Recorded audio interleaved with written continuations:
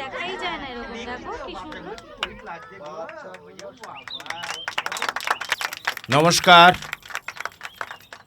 আজ 25শে বৈশাখ, রবীন্দ্রনাথের পুণ্য জন্মতিথিতে আমাদের আশ্রমের অনুষ্ঠান শুরু হচ্ছে। প্রথমেই উদ্বোধনী সঙ্গীত পরিবেশন করবে আমাদের একজন আশ্রমিক, গীতাশ্রী দাস। নমস্কার। আগুনের পরশমণি ছোঁয়াও প্রাণে, এ জীবন পূর্ণ করো। লুকোচুরি আমি যদি দুষ্টুমি করি, সাপার গাছে সাপা হইয়া ফুটি। ভোরের বেলায় মা গো জালের পরে কচি পাতায় করি লুটোপুটি।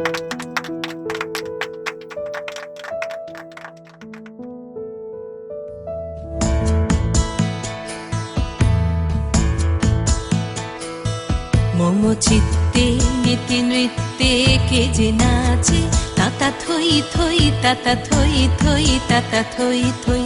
মম চিত্তে নীতি নৃত্যে কে যে নাচে, তাতা থই থই তাতা থই থই তাতা থই থই।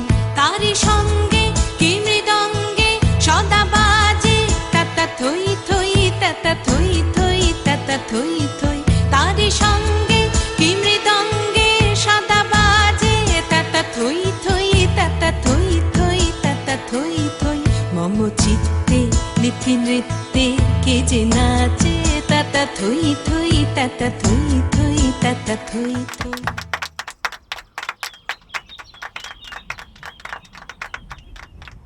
এইবার আপনাদের সামনে বীর পুরুষ কবিতা আবৃত্তি করবেন শ্রীমতী রুনা রায়। আশ্রমের অধিবাসী বৃন্দ, ছাত্রছাত্রী বৃন্দ সেই নৃত্যানুষ্ঠানে অংশগ্রহণ করবে। শুরু হচ্ছে বীর পুরুষ। মনে করো যেন বিদেশ ঘুরে মাকে নিয়ে যাচ্ছি অনেক দূরে। তুমি যাচ্ছ পালকিতে মা চড়ে, দরজা দুটো একটুকু ফাঁক করে। আমি যাচ্ছি রাঙা ঘোড়ার পরে, টকবগিয়ে তোমার পাশে পাশে। রাস্তা থেকে ঘোড়ার খুঁড়ে খুঁড়ে রাঙা ধুলোয় মেঘ ঘুরিয়ে আসে। সন্ধে হলো, সূর্য নামে পাটে। এলেম যেন জোড়া দিঘির মাঠে। ধুধু করে যেদিক পানে চাই, কোনোখানে জনমানব নাই। তুমি যেন আপন মনে তাই ভয় পেয়েছ, ভাবছ এলেম কোথা। আমি বলছি ভয় করো না মাগো, ওই দেখা যায় রাঙা মরা নদীর সোতা। চোর কাঠাতে মাঠ গিয়েছে ঢেকে, মাঝখানেতে পথ গিয়েছে বেঁকে।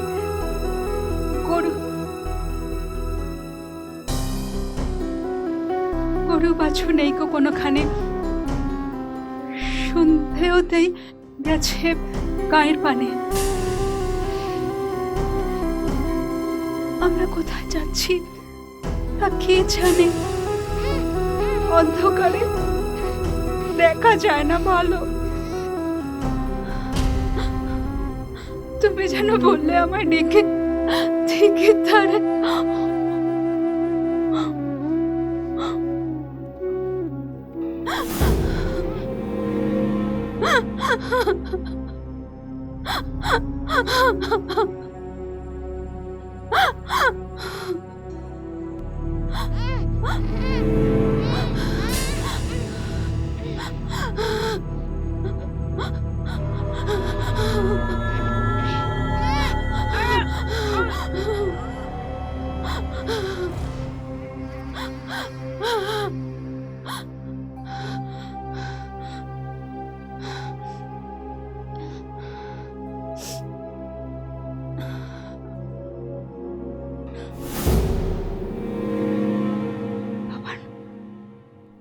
বাবান,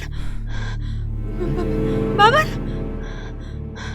বাবান, বাবান কোথায় গেল? বাবান, বাবান কোথায়? বাবান, বাবান, কি হলো, কোথায় গেল? বাবান, বাবান। এমন সময় হারে রে রে রে রে ওই যে কারা আসতেছে ডাকছে রে। তুমি ভয়ে পালকিতে এক কোণে ঠাকুর দেবতা স্মরণ করছো মনে। বেয়ারাগুলো পাশের কাটা বনে পালকি ছেড়ে কাঁপছে থর থর। আমি যেন বলছি তোমায় ডেকে, আমি আছি, ভয় কেন মা করো। হাতে লাঠি, মাথায় ঝাঁকড়া চুল, তো বাবা, মানে তাদের গোজা জবার ফুল। আমি বলি দাঁড়া, খবরদার, এক পা কাছে আসিস যদি আর। এই চেয়ে দেখ আমার তলোয়ার, টুকরো করে দেব তোদের সেরে। শুনে তারা লম্প দিয়ে উঠে চেঁচিয়ে উঠলো, হারে রে রে রে। তুমি বললে যাসনে খোকা ওরে। আমি বলি দেখো না চুপ করে। ছুটিয়ে ঘোড়া গেলেম তাদের মাঝে, ঢাল তলোয়ার ঝনঝনিয়ে বাজে। কি ভয়ানক লড়াই হলো মাঝে, শুনে তোমার গায়ে দেবে কাটা। কত লোক যে পালিয়ে গেল ভয়ে, কত লোকের মাথা পড়লো কাটা। এত লোকের সঙ্গে লড়াই করে ভাবছো খোকা গেল ওই বুঝি মরে। আমি তখন রক্ত মেখে ঘেমে বলছি এসে, লড়াই গেছে থেমে। শুনে তুমি পালকি থেকে নেমে চুমো খেয়ে নিচ্ছ আমায় কোলে। বলছো ভাগ্যে খোকার সঙ্গে ছিল, কি দুর্দশাই হতো তা না হলে।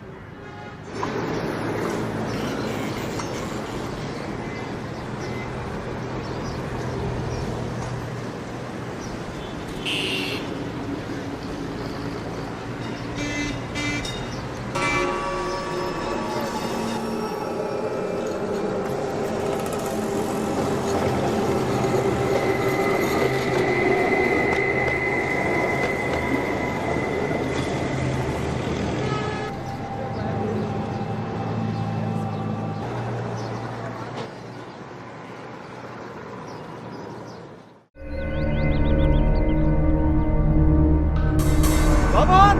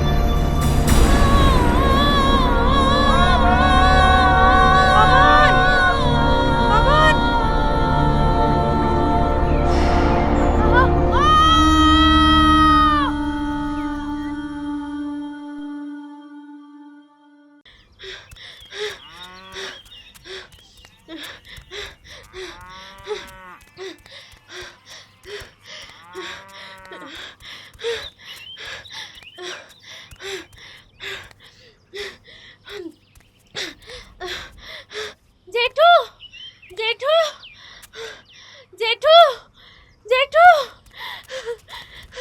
কিরে কি হয়েছে জয়, কি হয়েছে?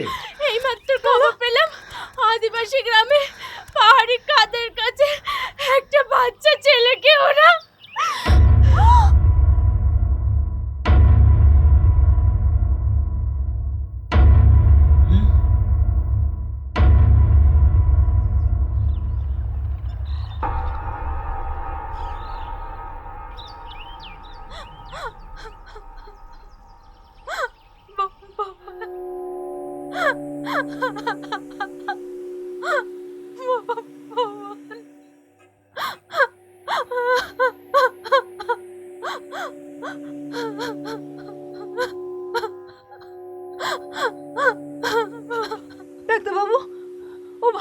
তো ওকে আমি ফিরে পাবো তো? মনে তো হচ্ছে আউট অফ ডেঞ্জার। বড় রকমের অ্যাক্সিডেন্ট হয়েছে তো রিয়াকশন তো হবেই। হাত পা ভাঙেনি তো? না না, ডাক্তারবাবু, আগের মতন হাঁটাচলা করে সুস্থ জীবন ফিরে পাবে তো? Don't get nervous. তবে এই ধরনের কেসে একটা মেন্টাল ডিসঅর্ডার হওয়ার সম্ভাবনা থাকে, বুঝলেন? তখন হয়তো কথা বলা, হাঁটা চলার শক্তি হারিয়ে ফেলতে পারে। সে কি, এত বড় শাস্তি ওকে পেতে হবে? আশ্চর্য লাগছে, ও ওভাবে খাদের মধ্যে পড়ে গেল কেন? এটা কি নিছকই অ্যাক্সিডেন্ট না অন্য কিছু? ওর সঙ্গে এমন কোনো বিহেভ করবেন না যা ওর অপছন্দ। ওকে হাসি খুশিতে রাখার চেষ্টা করুন। ও যেটা পছন্দ করে সেটাই করুন। তাহলে আমি চলি, রাত্রে আবার আসবো, জ্ঞান ফিরলে খবর দেবে না? ডাক্তারবাবু, আমার দৃঢ় বিশ্বাস আমার দাদু ভাই আবার আগের মতো হাঁটবে, চলবে, খেলে বেড়াবে, ছুটে বেড়াবে, দেখবেন।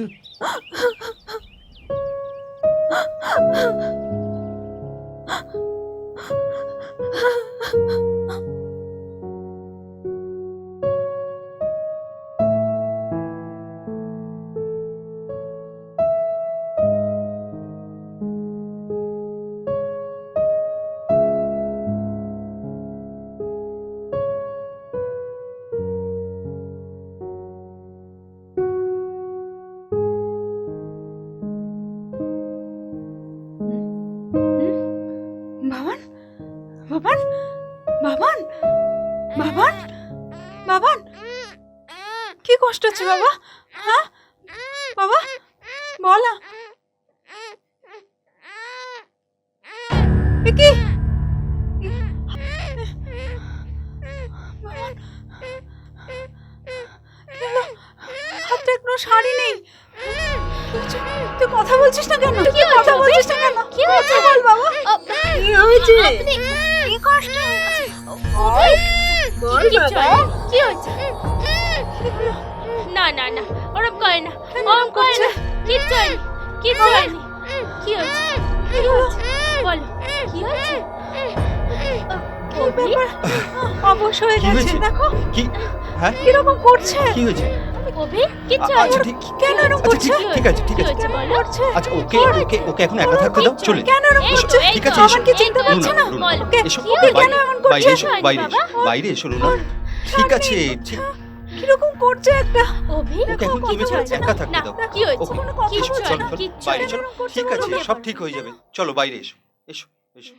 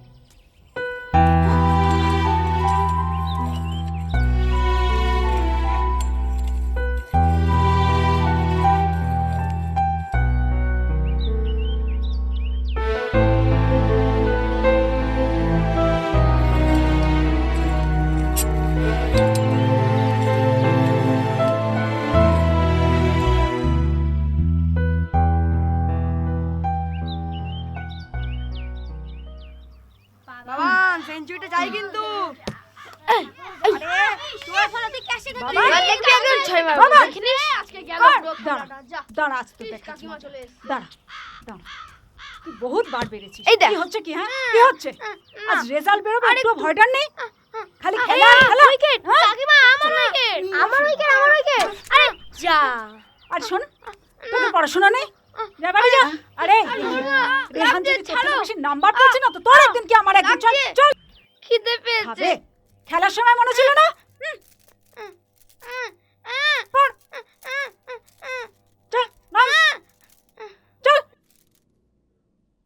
বাবানের রাতে খাওয়া হয়েছে?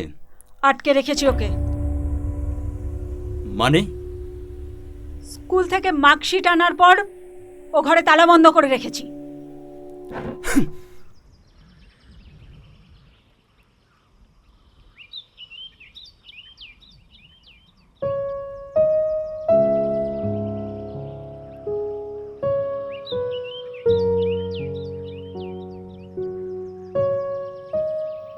খেয়ে নাও খেয়ে নাও খেয়ে নাও, এই তো আস্তে খেয়ে নাও, খেয়ে নাও সোনা, খেয়ে নাও বাবা, খেয়ে নাও।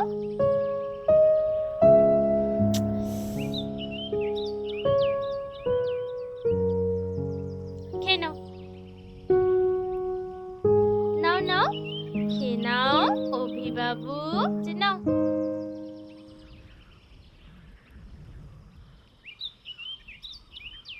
কিছুতেই দুধ খাচ্ছে না। আমি একবার দেখব। হুম। হুম। বাবান, বাবান, বাবা একটু দুধ খেয়ে নাও বাবা। এই নাও। না, একটু খেয়ে নাও বাবা, একটু। এই তো। হ্যাঁ, গুড গুড বয়। শোনা ছিল, গুড বয়,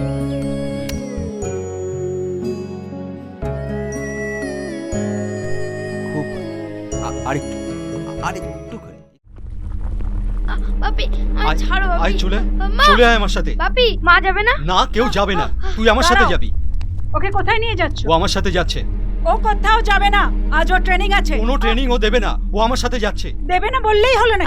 ইয়ার কি বাপি, পেয়েছো নাকি? বাপি, আয় চলে আয়। বাপি, বাবা চলে তুই আয়। আমার সাথে যাবি। বাপি, আয় চলে আয়। বাপি, বাবান আমার সাথে যাবে। আছে, না, ও বাবান আমার বাপি, সাথে যাবে। ও বাবা তুই যাবে আমার না, সাথে ছেড়ে যাবে। দে, বাবা, ছেড়ে দে, চলে ছেড়ে দে। চলে আয় বলছি। আচ্ছা, বাবান, না, তুই আমার যাবে সাথে না। যাবে। যাবে, আমি যাবে, তোমার কোনো কথা শুনতে চাই না। ছেড়ে দে না। বাবান তুই চলে হচ্ছে চলে আয় না, আমার সাথে। এখনো না, কোনো কথা শুনতে চাই না। ও এখানে থেকে মানুষ হবে না। না, আমি এখানে রাখবো। ছেড়ে দে। ও এখানে থাকবে, দিদি, আমি রাখবো না। ছেড়ে দে। আরে পাগলামো কি বলছিস? সবাই ওরা কি তোর বলছে? বস। আমি কোনো কথা শুনতে চাই না। না, আমি কোনো কথা শুনতে চাই না। ও আমার সাথে যাবে। ছেড়ে দে। আমি ওকে ছাড়বো না। এটাই ফাইনাল কথা। না, ও ট্রেনিং না দিলে ছেড়ে ওকে দে, পুরো প্লিজ, পারবে। এরকম করিস না। আরে তুই তো ব্যাপারটা ও জানিস। ছেড়ে দে, ওর অনেক লাভ কথা আমি নেই। শুনেছি। আর না, আর সহ্য করবো না। না, আমি ওই আমি ইংরেজি কোনো স্কুলে ওকে কথা ভর্তি শুনতে করাবো। চাই না। আরে বাবা, আমারও তো একটা তুমি একটু প্রেস্টিজ বোঝার আছে চেষ্টা নাকি? করো। কি না। বোঝার চেষ্টা করবা? দুজন মিলে কথা একসাথে তোমার ঝগড়া করিস বলা না। সাজে না। আরে হবে না। তাই বলে মাসিকে মা বলতে হবে নাকি? বেশ করবে মাসিকে মা বলবে। বাবা হওয়ার তোমার কি ক্ষমতা আছে? মাসি কথা একদম আরে বাজে বাবা, কথা বলবে না। আর তোর ট্রেনিং আছে, তুই তো জানিস সেটা। আমি অবশ্যই কথার মতো জীবনে হতে পারবে।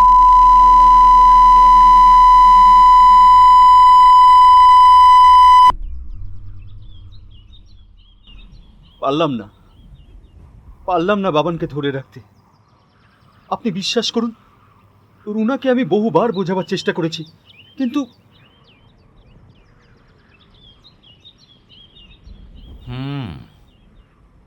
এখন আর আক্ষেপ করে কি লাভ সুশোভন?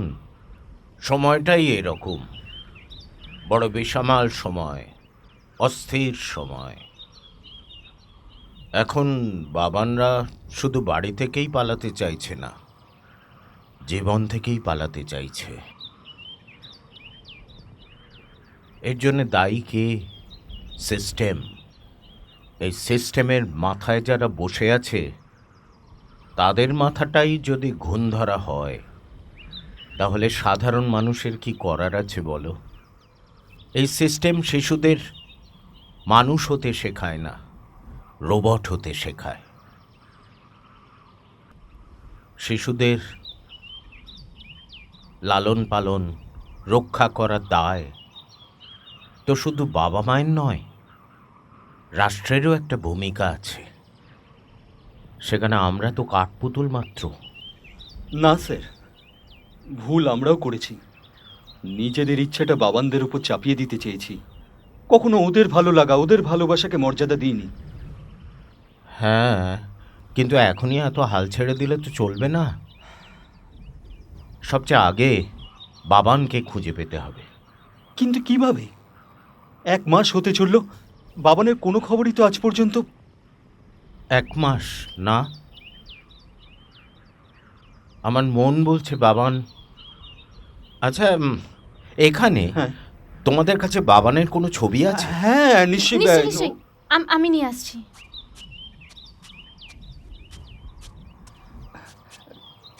স্যার, একটা কথা জানতে ইচ্ছা করছিল।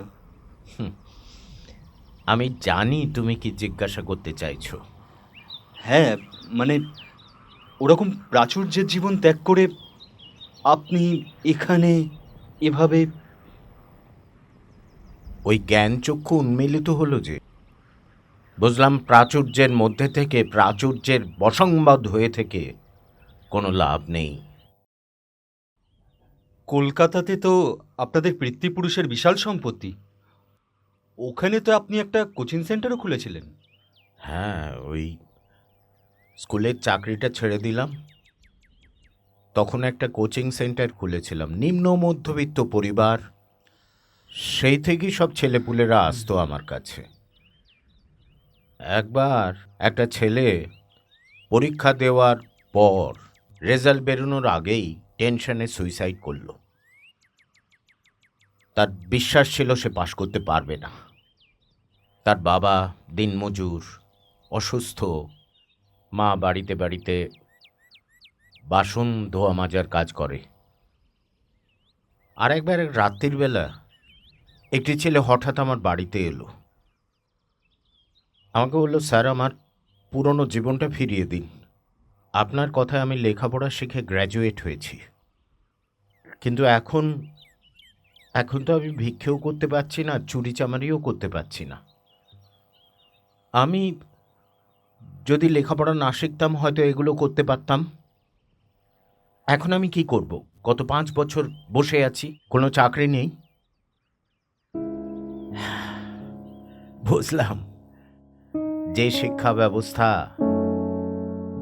আমাদের এই অনিশ্চয়তার মধ্যে ভবিষ্যৎ প্রজন্মকে ঠেলে দিচ্ছে, সেই শিক্ষা ব্যবস্থাটার নাটবল্টু হয়ে থাকবো না। চলে এলাম এখানে। স্রোতের বিরুদ্ধে হাঁটবো বলেই মানুষের মাঝখানে এসে দাঁড়াতে চেয়েছিলাম।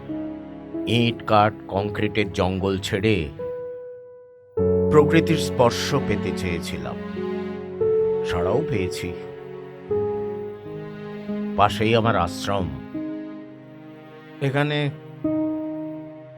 মানুষ তৈরি করার আশ্রম, রোবট তৈরি করার নয়। মুক্ত নীড়, ওদের নিয়েই বাকি জীবনটা। ও, তুমি এসে গেছো, তুমি এসে গেছো। জানো কি তুমি এভাবে বেরিয়ে বাবান এখানেই এ আছে। দেখো, আমি ওকে নিজের চোখে কি দেখেছি। তুমি এভাবে বেরিয়ে এলে কেন? বাবান এখানেই আছে। আচ্ছা, দেখ, আমি ওর কাছে যাব। ঠিক আছে, আমরা বাবানকে খোঁজার চেষ্টা করছি। তুমি এরকম করলে আরো অসুস্থ হয়ে উঠবে। আমাকে ওর কাছে নিয়ে চলো। দেখ, নিয়ে চলো। একটু শান্ত হও তুমি। আমরা দেখছি, চেষ্টা করছি। আমি ওর কাছে যাব। আচ্ছা ঠিক, হ্যাঁ। নিয়ে চলো ওর কাছে। ঠিক আছে, তুমি এখন ভেতরে বৌদি, চলো। বৌদি, নমিতা, বৌদি, নমিতা, আচ্ছা, চলো। আমার সাথে তুমি এসো, তুমি তুমি। ভেতরে চলো, আমরা দেখছি। আমার সাথে এসো, তুমি। আমরা- চলো। তুমি একটু রেস্ট নাও। সুশোভন, হুম?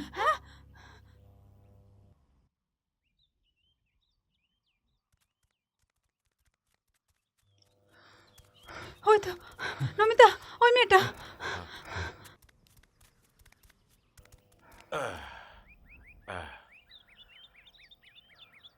ছেলেটা কোথায়? কার কথা বলছো? অভি? অভিকে? বাবান, বাবান, আমার বাবান, অভিমন্যু রায়। বাবানের ভালো নাম, আমার ছেলে। আপনি তখন? বাবান আমার ছেলে। ও কোথায় আছে ভাই? আহ, ও তো ওর কি কিছু হয়েছে? কি হলো ভাই? বলুন বলো না। না। জয়া, এখন চুপ করে থাকার সময় নয়, বলো ও কোথায়? ও তো আমায় ঢিল ছুঁড়ে পালিয়ে গেল। আমি তো ভাবলাম ঠিকঠাক ফিরে আসবে, রোজই তো এমন করে, কিন্তু এত বেলা হয়ে গেল এখনো তো। হায়, আমি কি আবার ভুল করলাম? ভুল তো আপনি করেছেন। সবকিছু জেনে শুনে কাউকে কিচ্ছু জানানোর প্রয়োজন মনে করেননি, এমনকি থানাতেও নয়। পাচার করতে চেয়েছিলেন বাবানকে। কাকে কি বলছেন আপনি? ঠিকই তো বলেছে। কাগজে টিভিতে সবকিছু জেনেও উনি কেন চুপ করেছিলেন? কেন সবকিছু জেনেও পুরো ব্যাপারটা চেপে গেছিলেন বলুন? প্লিজ চুপ করো। স্যারের সম্পর্কে এরকম অপবাদ না। মেনে নিতে হবে দাদা, মেনে নিতেই হবে। এই যুগে বিশ্বাস করাটাই সব থেকে বড় পাপ। আর তাছাড়া ওনার ভুলের জন্য তো একটা পরিবার শেষ হয়ে যেতে পারে না? এখনো সবকিছু শেষ হয়ে যায়নি। আর কারোর দিকে আঙুল তুললে বাকি 4টে আঙুল কিন্তু নিজের দিকেই ওঠে দিদিমণি। চেটুর ওপরে অভিমান হওয়াটা আপনাদের পক্ষে স্বাভাবিক, কিন্তু আপনারা মানুষটাকে জানলে এমন কথা বলতে পারতেন না। আর আর এখন এইসব ঝামেলা করার সময় নয়। স্যার, বলছি বাবানকে কি কোনোভাবেই ফিরে পাওয়া যাবে না? সত্যিই কি ওকে ফিরে পেতে চাও? তাহলে হারিয়েছিলে কেন? সবাই ফার্স্ট হবে না? তাহলে অন্য পজিশনগুলো কারা নেবে? তারাও তো তোমাদেরই সন্তান। বাবানকে আমরা আশ্রয় দিতে চেয়েছিলাম, তাকে মানুষ করতে চেয়েছিলাম, যা তোমরা পারোনি। তাই ও পালিয়েছিল, এবং আমার ধারণা ও খুব বেশি দূর যেতে পারেনি। এখনই খুঁজে বার করতে হবে। হয়তো আমি জানি ও কোথায়। জয়া, তুই? হুম।